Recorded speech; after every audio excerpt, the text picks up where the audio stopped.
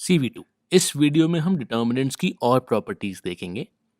Property number 3, if any two rows और columns of a determinant are identical, मतलब कि सारे एलिमेंट्स अगर किसी भी दो रोज या कॉलम्स में इक्वल हैं, then the value of determinant is zero.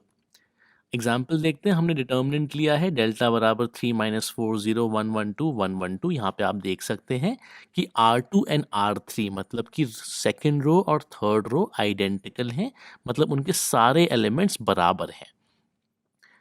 Apply करते हैं R2 एक्सचेंज विद R3, मतलब कि हमने प्रॉपर्टी 2 का इस्तेमाल किया और R2 R3 को आपस में एक्सचेंज कर दिया, तो हमको नया डिटर्मिनेंट मिल गया जो कि दिखने में बिल्कुल सेम रहेगा, पर उसकी वैल्यू माइनस हो जाएगी। हमने प्रॉपर्टी 2 में पढ़ा था कि किन्हीं भी दो रोज को अगर आपस में एक्सचेंज करें तो डिटर्मिनेंट का साइन उल्टा हो जाता है। तो नया डिटर्मिनेंट सेम मिला हमको but with a minus sign. अब सेम डिटर्मिनेंट वैल्यू है तो डेल्टा बराबर माइनस डेल्टा करना पड़ेगा, जिससे ये प्रूव हो जाता है कि डेल्टा बराबर जीरो होगा। तो यहाँ पे दो रोज आइडेंटिकल होने से ये प्रूव होता है कि एक्सचेंज करने पे भी साइन उल्टा हो रहा है, सेम वैल्यू आ रही है, मतलब कि वैल्यू जीरो ही हो सकती है।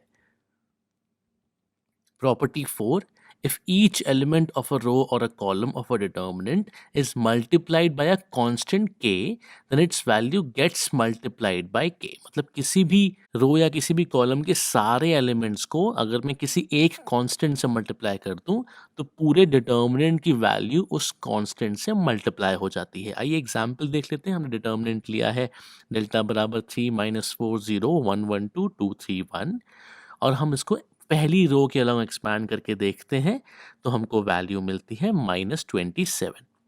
अब मैं कॉलम ऑपरेशन अप्लाई कर रहा हूँ जहाँ पे कि मैं C2 गोज टू 2C2 कर रहा हूँ, मतलब कि मैं सेकंड कॉलम ऑफ डिटर्मिनेंट को एक कांस्टेंट 2 से मल्टीप्लाई कर देता हूँ, तो मुझे नया डिटर्मिनेंट डेल्टा 1 मिल जाता है 312। पहला कॉलम सेम रहेगा, दूसरा कॉलम बन जाएगा -8 2 6 और थर्ड कॉलम भी सेम रहेगा। अब इस डिटर्मिनेंट की वैल्यू निकाल के देखते हैं। Along the first row expand करते हैं तो हमको मिलता है ये, जिसको सिंप्लीफाई करने पे हमको मिल जाती है वैल्यू -54, जो कि डेल्टा की वैल्यू के डबल वैल्यू है। तो यहाँ पे हमने देखा कि सेकेंड कॉलम को हमने एक कांस्टेंट वैल्यू से मल्टीप्लाई किया, 2 से मल्टीप्लाई किया, तो पूरे डिटर्मिनेंट की वैल्यू भी डबल हो गई, 2 से मल्टीप्लाई हो गई। इसी प्रॉपर्टी के दो और कंक्लूजन्स आते हैं। पहला ये है कि we can take out any common factor from any one row और any one column of a given determinant. किसी भी एक रो के सारे एलिमेंट्स में या किसी भी एक कॉलम के सारे एलिमेंट्स में, उनमें से हम कोई भी एक कॉमन फैक्टर बाहर एक्सट्रैक्ट कर सकते हैं। फॉर एग्जाम्पल ये डेल्टा है 15 - 10 - 6 12। मैं इसको फैक्टर्स के फॉर्म में लिखता हूँ तो 15 को मैंने लिख दिया 3 इंटू 5, -10 को लिख दिया -2 इंटू 5, -6 को लिख दिया -1 इंटू 6 और 12 को लिख दिया 2 इंटू 6। तो आप देख सकते हैं फर्स्ट रो में कॉमन फैक्टर 5 का आ रहा है और सेकेंड रो में कॉमन फैक्टर 6 का आ रहा है। इन दोनों फैक्टर्स को मैं एक एक करके बाहर निकाल लेता हूँ। तो फर्स्ट रो से फैक्टर 5 बाहर आया, सेकेंड रो से फैक्टर 6 बाहर आया इनटू, और जो अंदर के मल्टीपल्स बचे। तो इससे फ़ायदा ये हुआ कि मेरा कैलकुलेशन आसान हो गया और मैं 30 का फैक्टर बाहर लिख के डिटर्मिनेंट की वैल्यू निकाल ली। यहाँ पे एक और चीज़ जो रिवाइज हमको कर लेनी चाहिए वो है मैट्रिक्स ऑपरेशन, जहाँ पे कि अगर हम मैट्रिक्स ए को किसी एक कांस्टेंट के से मल्टीप्लाई कर रहे हैं तो उसके सारे एलिमेंट्स उस कांस्टेंट से मल्टीप्लाई होते हैं।